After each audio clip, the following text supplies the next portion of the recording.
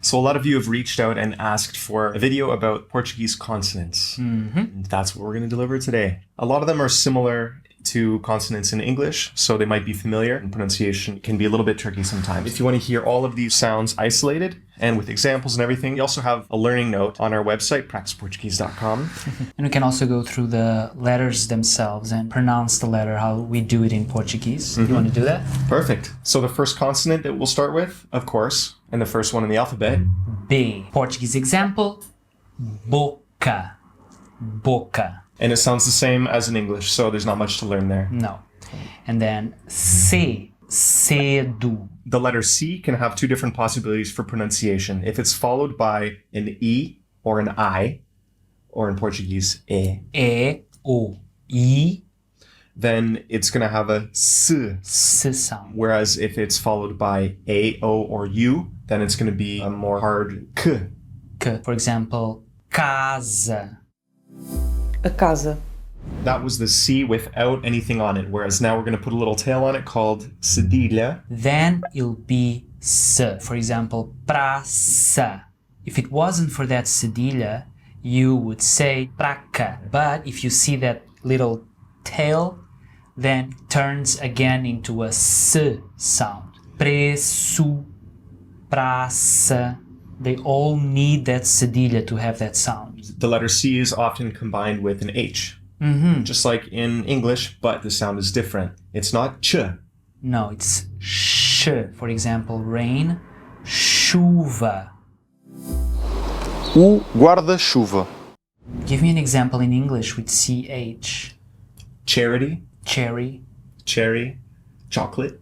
ch. So it's always the ch, and for us it's just sh. Yeah, sounds like our SH actually. So D, or in Portuguese, de, dedo.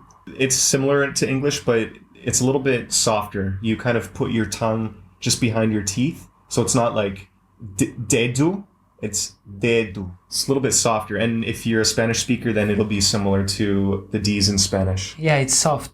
Dedo, do, Yeah. das. It's a nice sound. I like it. F is easy. It's the same as in English. F, even the letter F. And it sounds just like an F. Like figo, Yeah. Fig. faço. Eu faço isso. There's nothing to learn there. No. Next, G. letter G. If it's followed by an E or an I, then it's going to be G or je. Gelo. Gelo. Ice. Girafa. Girafa. And if it's followed by an A, O, or U, then it's G. Like galo, golo, Golo. or guloso. Guloso. That's what I am. I like sweets. It depends on the vowel that follows the letter. And the H, this is the easiest consonant in the entire language. In fact, I don't even have to be here. I can just leave, just like the sound of the letter H does. Ahaha. It's silent. That's what I was trying to get at. And how do you say the letter in Portuguese? No. It's silent, so it's nothing. No. No. H. Uga. H. Uga. Yeah. Let's say, for example, the word hour. Hora. Hora. É hora de almoço. Not hora. Hora. No, or No. the word for habit. Hábito. Hábito. Yeah, it's not habito. So whenever you see an H, just don't pronounce it. In fact, we shouldn't have spent so long on it because there's nothing to it. And then we have my favorite letter, J. J. Jota. In my name, in English, we say Joel, and you say Joel. Yeah. So it's kind of a softer, like j, Jardim. to play, jogar. Don't forget that the J sound can also be written with the G on those situations we saw, right? If it's an I or an E that follows the sound, don't assume it's a J, it could be a G. A girafa, joga. What can you play that starts with a J sound? A girafa joga jogos. Okay, I'll take it. We have K, kappa, but you don't really. No. I think sometimes it's just skipped altogether in the Portuguese alphabet because you don't have any Portuguese words with Portuguese origins that start with K. But just like what happens in a lot of languages, you might have English words that are loan words in Portuguese, like Okay. okay, yeah, or marketing. Marketing. But Portuguese words with K, Next we have L. It's really easy. How do you say L in Portuguese? L. L. What sound does it make in Portuguese? L. Lua. So same as English. Yeah. Nothing to see here. But Oh. when L is combined with H, Lia. Leah? No. Bacalhau. If you arrived in Portugal, That's how I used to pronounce it. I thought that it was a Lia sound, and I think a lot of people have a hard time even hearing the difference between Lia and yeah, yeah, yeah. Lia. You have to put a little bit more saliva in there and go like, yeah. And hear all those sounds that are unpleasant. You need them to make that sound. So, bacalhau, olho. But you got it. Now you got it. Yeah, after you corrected me a million times. Bacalhau, bacalhau. Bacalhau. O telhado é vermelho. A toalha está molhada. And the next letter would be M. Em português também é M. M. So if a word starts with M or has it in the middle, then it'll be just like in English, M. If it ends in M, then you don't pronounce it with your lips closed like M. For example, man. Homem. It's not M. Homem. Yeah, so that first M in that word is the M, but the next one is that nasally ein sound. And another common word that has that sound is sim. Sim. What about they put? They put. Eles põem. There's an M there. Põem. Okay. Põem. Põem. Ah, your language is crazy. The next one is N. Nada. Nada. So if a word starts with N, or if it's in the middle of the word in most cases, except for the next one, then it's just going to be like in English. Na. Pano. If you see an N in the middle of a word, like in contacto, then it's going to have more of that nasally sound that we heard in the M, right? Yeah, if it's followed by a T, it has more a nasal sound. Contacto. Pente. Conta.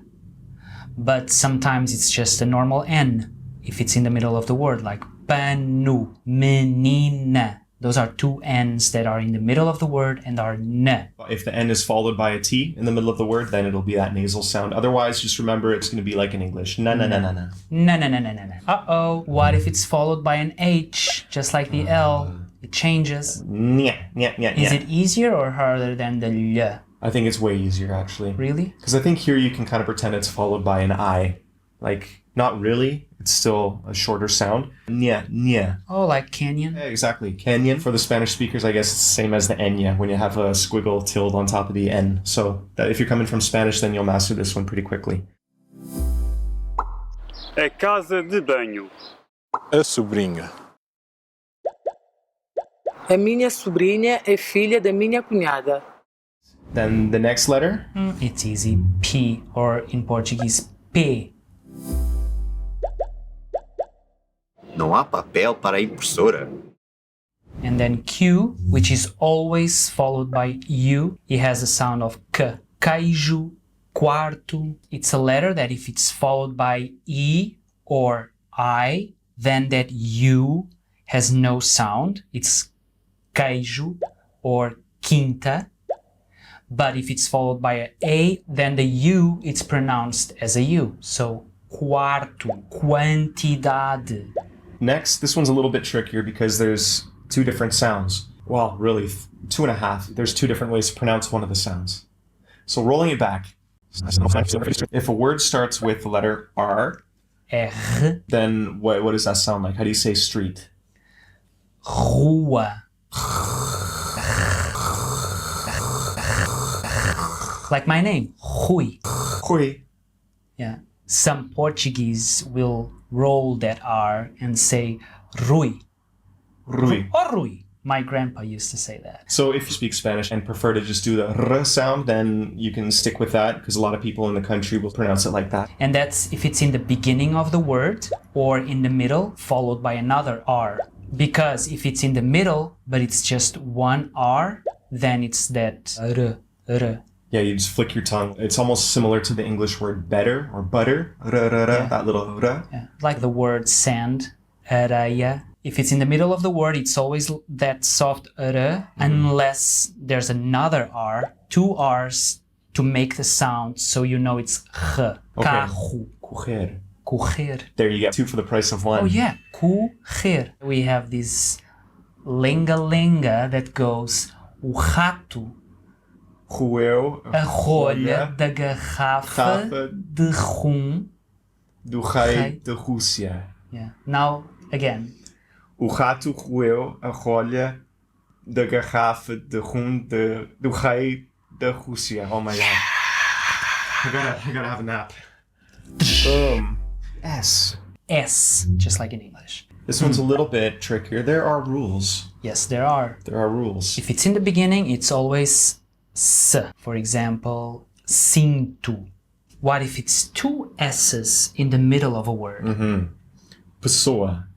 Then it's a S again, just like in the beginning of the word. What if it's at the end of a word? Usually if it's at the end or in the middle of the word and it's just one S, it has the sound of sh.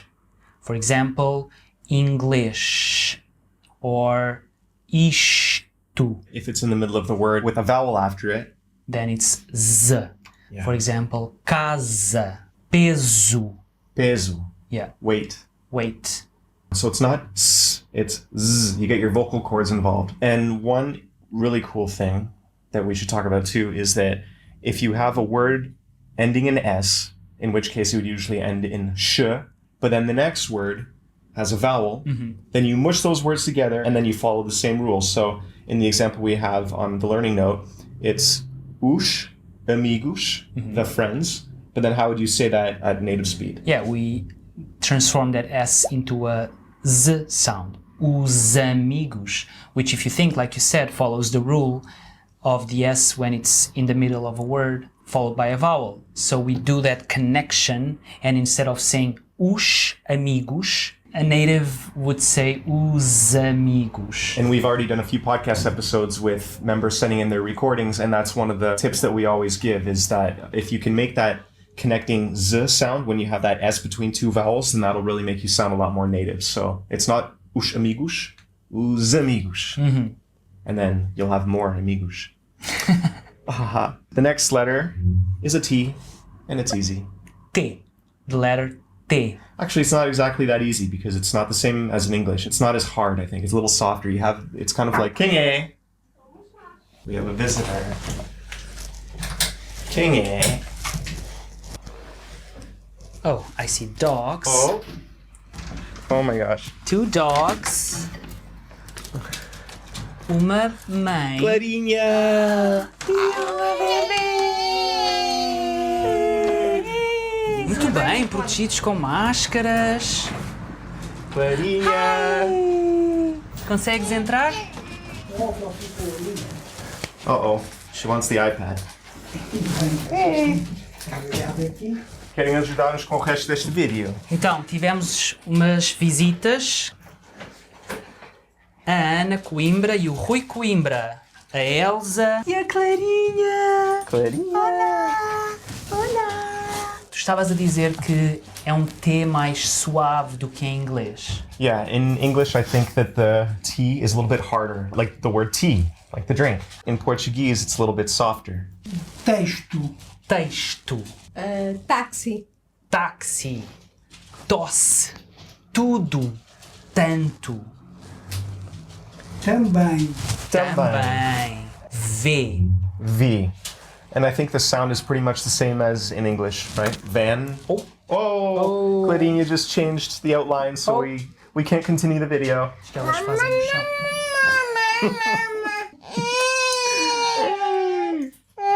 Uma palavra com V. Vento. Vento. Ventura. Ventura. Vinho.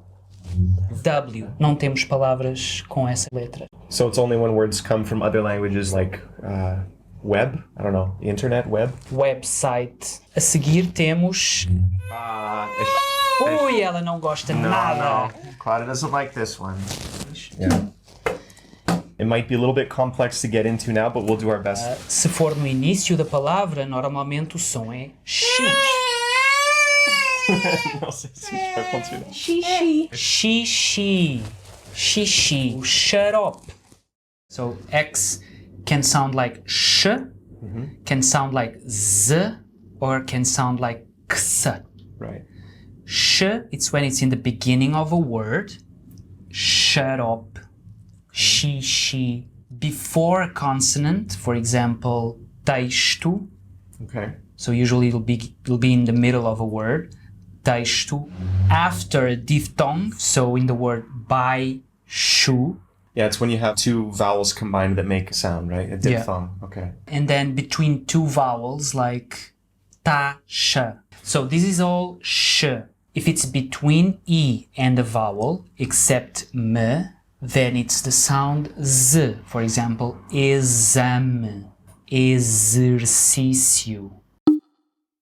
Wow. And the sound x.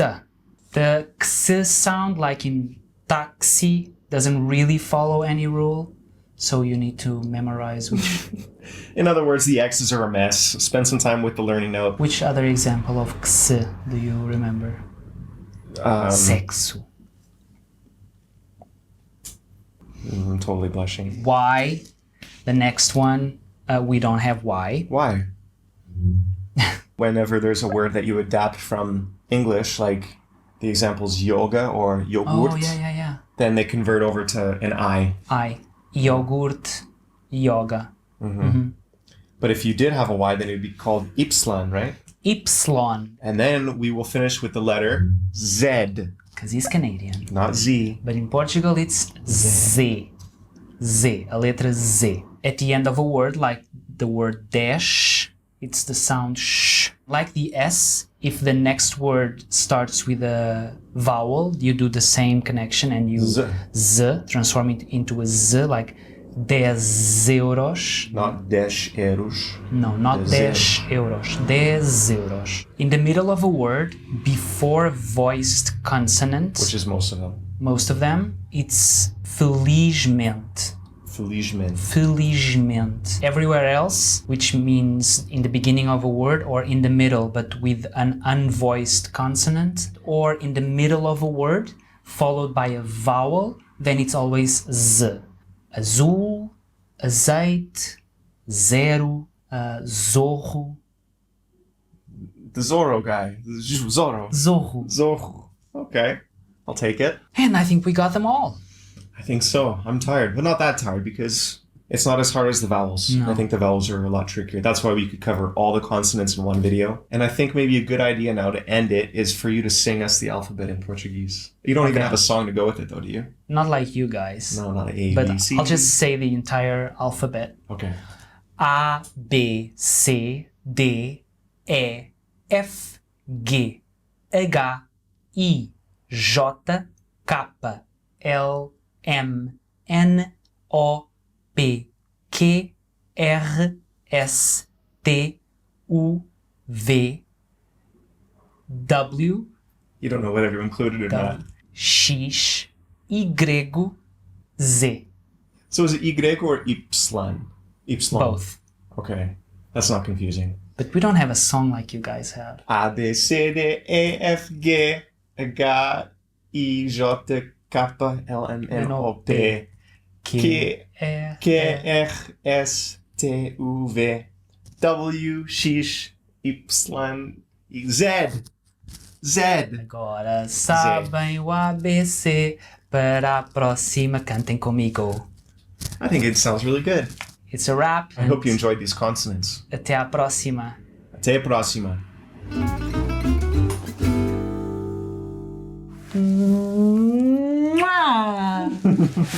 Diz adeus, Clarinha. Tchau. Tchau. Tchau. Tchau. Let's go. Bye-bye.